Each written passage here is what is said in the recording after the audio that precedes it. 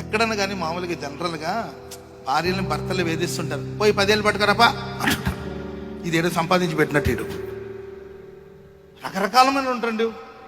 పోయి వస్తూ బైక్ పట్టుకొని రా అంటాడు. ఏంటి 10 రూపాయలకి వస్తుంది బైక్? ఇప్పుడు వస్తే బైక్తో రా, లేకపోతే నువ్వు రావద్దు అంటాడు.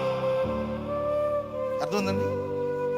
వీడు కట్నం ఇచ్చి, కానుకలు ఇచ్చి, బైకులు ఇచ్చి, ఎటువంటి మంచాలు తెచ్చి, దుప్పట్లు తెచ్చి, దిండు తెచ్చి, వండుకోవడానికి గిన్నెలు తెచ్చి, గరిటెలు తెచ్చి, కాలు తుడుచుకోవడానికి మ్యాట్ తెచ్చి, డోర్ కిటికీని కప్పడానికి కర్టన్లు తెచ్చి, చేపలు తెచ్చి, దుప్పట్లు తెచ్చి, అర్థమైందండి? గిన్నెలు తెచ్చి, గరిటెలు తెచ్చి, దాచడానికి బీరోలు తెచ్చి, బీరోలో దాచడానికి డబ్బు తెచ్చి. సిగ్గుండాలండి మనుషులకి. పెళ్ళా మార్కెట్ వ్యాపారమా? పెళ్ళా వ్యాపారమా అండి? ఉండాలి మనుషులకి. అన్యుల సంగతి వదిలేండి, క్రైస్తవులుగానే ఉండాలి. ఆ సెన్స్ ఉండాలి. వివాహ వ్యవస్థ ఈరోజు ఎందుకు చిన్న భిన్నమైపోతుంది చెప్పండి? ప్రేమతో, అభిమానంతో చేసే కార్యాలు వేరు. అంత వ్యాపారం, అంత డబ్బుమయమండి.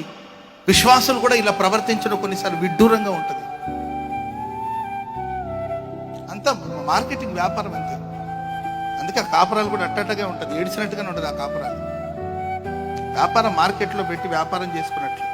పెళ్లి కొడుకుని పెట్టి 10 లక్షలు 10 లక్షలు 10 లక్షలు. వాళ్ళు వచ్చి కొంచెం పొట్టిగా ఉన్నాడు, 7 లక్షలు ఎత్తా, కుదరదా? మార్కెట్ కదా, నువ్వు కన్న కొడుకు మీద మార్కెట్లో పెట్టి అమ్మడం వ్యాపారం లాగా లేదా? జనరల్గా జరుగుతుంది ఇవన్నీ కూడా.